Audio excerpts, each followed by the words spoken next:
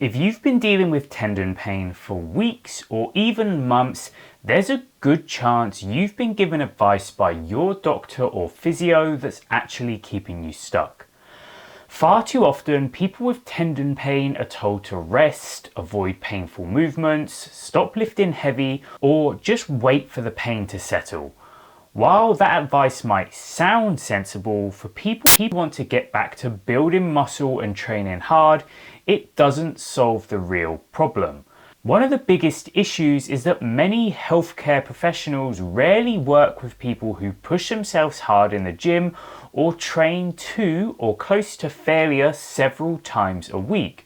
Ironically, many of these professionals have never even used a gym before in their life and don't know how to train.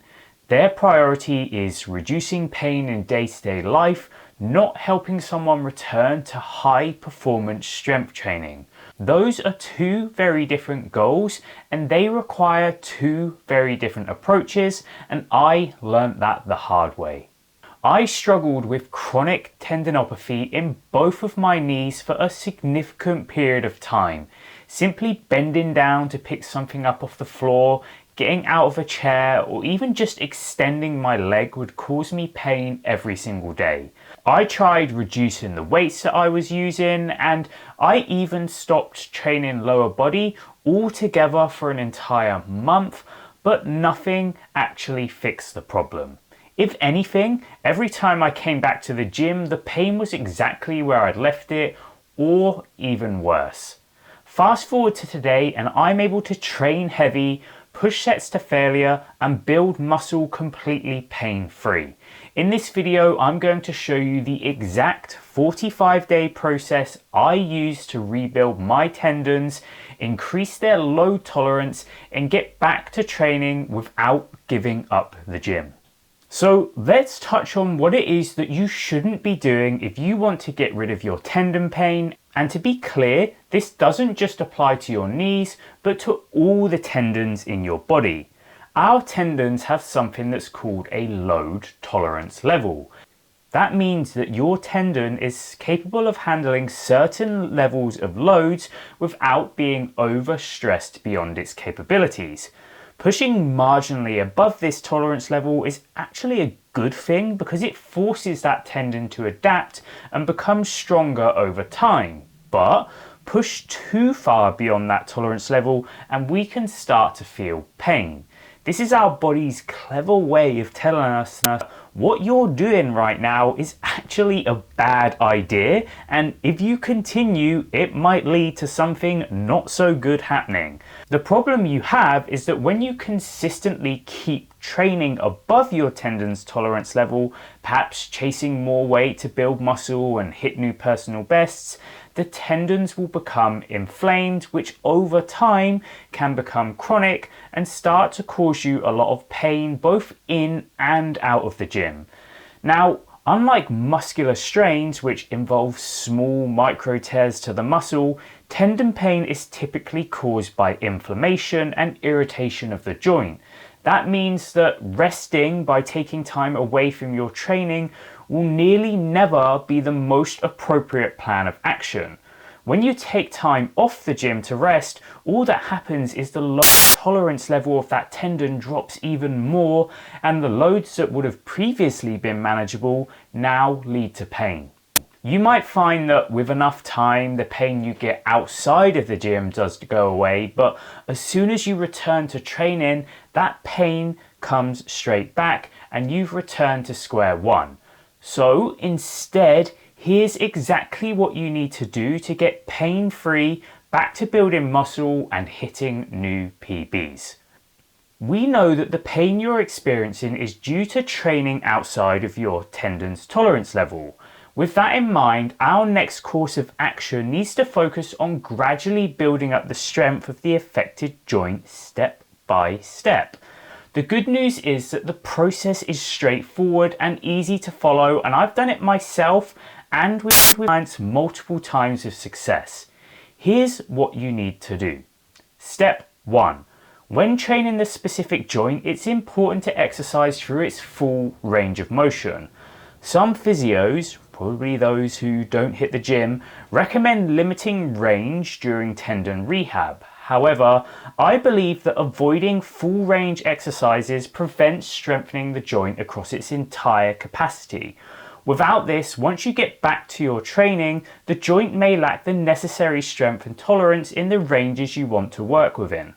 Step 2. I want you to work within rep ranges of 10 to 15 reps, completing a total of 3 sets. You're going to do a 3 to 4 second eccentric and pick a weight where you can comfortably do at least 10 reps. During the early stages of your rehab, we're going to want to pick a weight that feels pretty comfortable and not very close to failure. The chances are that as you go through the movement, you will feel some pain, but that's not something I want you to be concerned about. Instead, what I want you to pay attention to is how the joint feels the next day. If it feels like there's more pain or soreness than before your session, that means that the weight you chose is above that tendon's tolerance level right now, and we need to bring it down a bit to get back within the green zone. On the flip side, if the tendon feels the same or maybe even a bit better, that's your cue that next workout you can marginally increase the load. When rehabbing a tendon, my preference is to always push reps before you push the weight. So I want you to complete 3 sets of 15 reps at your chosen weight before you bump up the load and repeat that process again. I like to do 2 to 3 different exercises per workout, twice per week, and for me that's a sweet spot for volume so you don't overdo things when you're trying to get pain-free. Step 3. Whilst we're rebuilding our tendon strength over the next 45 days, we need to avoid movements that are more likely to aggravate the target area.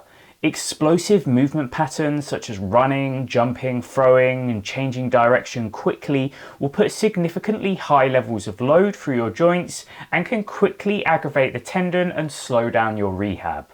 Whilst we don't want to take time off from our strength work in the gym, the reality is certain sports where it's just physically impossible to stay within your current tolerance levels may need to be avoided until you're ready to phase them back in. Step 4. The final step of that rehab process is simply ensuring that you don't try to rush the process. Whilst it's absolutely realistic that you can be pain-free in a tendon that's had chronic pain within 45 days, that is not the same thing as being back at that tendon's previous strength levels prior to your injury, and that is a process that can take time. In my experience, people often get a little bit overexcited and they push the load up too quickly, but the problem is as soon as you do that, the tendon's going to tell you pretty quickly that it's not very happy with you as you start to feel pain again. As much as we want to return to lifting as heavy as possible as quickly as possible, it's important to consider that if you rehab the first time properly, you're considerably less likely to experience problems again in the future that only slow down your progress. My advice to anyone who suffered with chronic tendon pain in the past is, if possible, to train within higher rep ranges, generally nothing below 6 reps, as these heavier loads can have a higher chance of triggering issues. But it's not to say that if you go through this process properly and patiently, you can't hit those low rep ranges and be completely pain-free.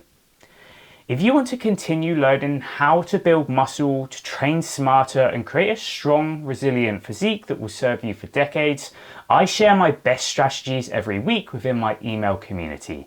Head to the link in the description to join the list and make sure you subscribe to this channel so you never miss the next video.